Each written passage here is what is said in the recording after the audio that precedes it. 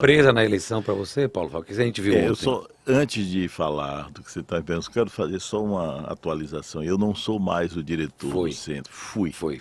né? Fui, né? Mas tudo bem, é só isso. Surpresa com a eleição? Claro, claro que sim. Eu acho que tanto aqui na Bahia quanto no plano nacional da eleição presidencial, os eleitores não se limitaram a cumprir um script que estava previamente traçado pelas análises. Quando o soberano fala e está decidido a falar assertivamente, atordoa. Agora, nós precisamos ver até que ponto essa surpresa, né, se justifica. Né? No caso da eleição presidencial, acho que a surpresa pode ter uma explicação pelo lado do que aquilo que se pode chamar de onda que aparece no dia da eleição, né, na boca da urna, mesmo sem ter havido trabalho formal de boca de urna esse ano, porque os percentuais que eram, né, indicados nas pesquisas para Lula bateram mais ou menos dentro da margem de erro e tudo das pesquisas, mas houve os votos de Bolsonaro ficaram bem acima, alguns pontos acima, mesmo da margem superior de erro, das suas intenções de voto. E eu creio que nenhuma pesquisa, Zé Eduardo, é capaz de medir isso. Ela é capaz de apostar, mas não de medir 2 dias antes o que, como Lavareda sempre lembra, né? A pesquisa retrata a atitude do eleitor, quer dizer, aquilo que é a sua intenção, a sua disposição. Enquanto que o voto não é atitude, o voto é comportamento, é aquilo que ele efetivamente pratica, e uma série de fatores imponderáveis separam a declaração da intenção na pesquisa e aquilo que efetivamente fará. Então acho que aconteceu, né? É sensato imaginar que houve de fato uma decisão de um conjunto de eleitores ainda indecisos, ou que eram eleitores de Simone Tebet, ou que eram eleitores de Ciro Gomes, que diante da antecipação que foi feita pela campanha de Lula, da campanha do voto útil, ter conseguido produzir alguns efeitos, o receio de que aquilo ali terminasse, eu diria que uma reação, né, uma reação dos eleitores desses candidatos e dos indecisos mais simpáticos a Bolsonaro ou mais resistentes a Lula e ao PT levou a esse fenômeno. No caso da eleição do Estado, Aqui na Bahia. aqui o negócio é um pouco mais complicado, né, de verificar, porque você vê aqui, mesmo está aqui na mão, o Rodrigo me passou o relatório da pesquisa do Datafolha, que foi uma das pesquisas que não captou aquilo que terminou acontecendo no dia da eleição.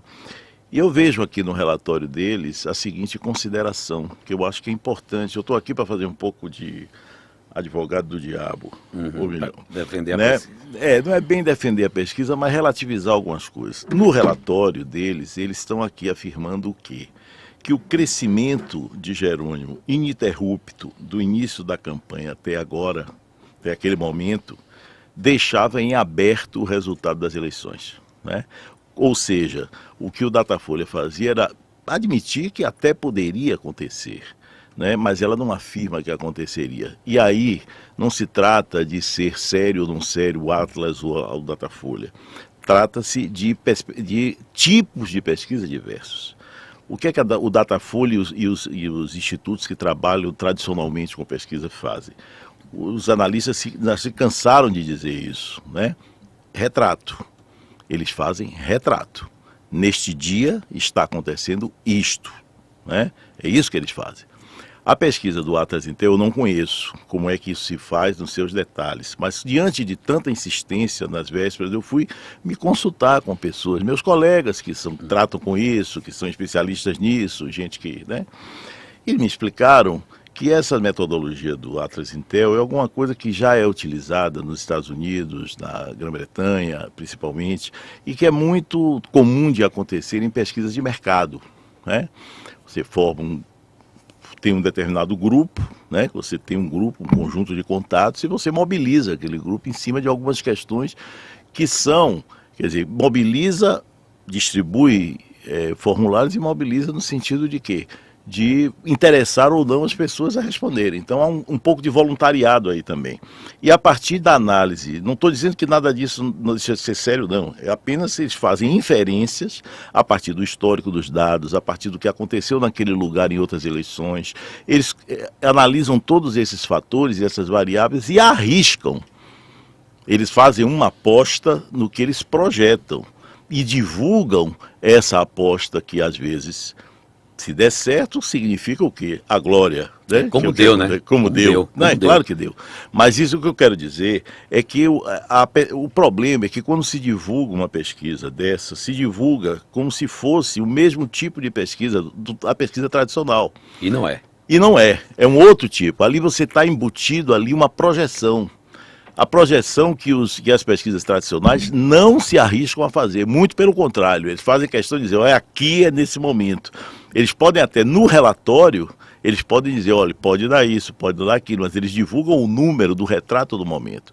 E nós estamos tomando contato, eu acho que é uma coisa que veio para ficar, né? Nós estamos começando a tomar contato agora com um tipo de pesquisa que tem uma outra perspectiva, que é a perspectiva de você antecipar o que, evidentemente, aumenta a possibilidade dessa pesquisa interagir como instrumento de campanha, como aconteceu aqui. Isso virou um instrumento de campanha fortíssimo, que ajudou, porque ajudou a campanha do Jerônimo a, digamos assim, a ter um argumento de mobilização para botar o moral do seu time, né, Em campo. em campo.